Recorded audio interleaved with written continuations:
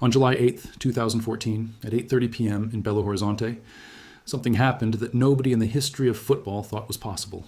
The host nation, the 5-time World Cup champions, playing at home in a semi-final, in front of their own people, lost 7-1. This is how it happened.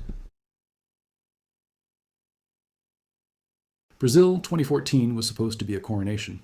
The country had waited 12 years to host the World Cup again.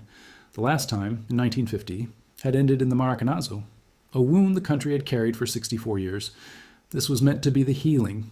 Brazil had won their group, beat Chile on penalties, then Colombia in the quarterfinal, but lost Neymar to a fractured vertebra. Their talisman was out, then Thiago Silva, suspended. Brazil walked into the Mineirão against Germany, missing their 2 most important players.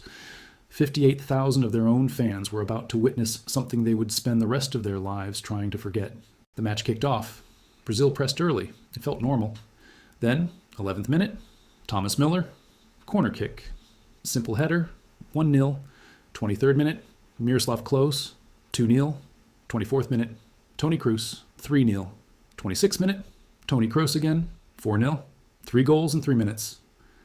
The Brazilian fans began to cry. Not disappointed crying, shocked crying. The kind that comes when something so far outside your understanding happens that your brain has no other response. 29th minute, Sami Khedira, 5-0.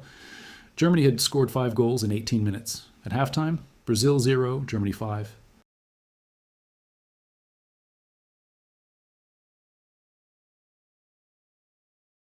Around the world, people switched on their televisions in disbelief. In Brazil itself, the streets fell completely silent. Then came the images nobody will ever forget. Brazilian fans in yellow shirts holding their faces, grown men weeping. One woman simply staring at the scoreboard, unable to process what it said. Shirley scored twice, 7-0. Then Oscar scored a consolation in the 90th minute to make it 7-1. The Brazilian fans, who had been silent for an hour, briefly cheered for their own consolation goal in a 7-1 loss. That single detail tells you everything about that night. The Brazilians had a word for the 1950 catastrophe, the Maracanazo. Within hours, they had a new word, the Mineirazo. This was not just a football result, it was a national trauma. Brazil is a country where football is identity, where the World Cup is not a tournament but a birthright. 5 trophies, more than any nation.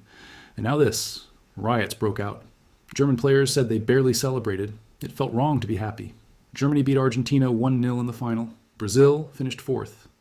For a country that had staked its identity on this tournament, it was total ruin. The Estádio Mineirão holds 58,259 people. Every single one of them witnessed the worst result in Brazilian football history, in their own country, in a World Cup semi-final. The scoreline, 7-1, is still the largest margin in a World Cup semi-final. It may never be beaten. Miroslav Klose's goal made him the all-time World Cup top scorer. 16 goals, a record that still stands today. Brazil have not won a World Cup since. Some wounds close slowly, some never close at all. This was one of those nights.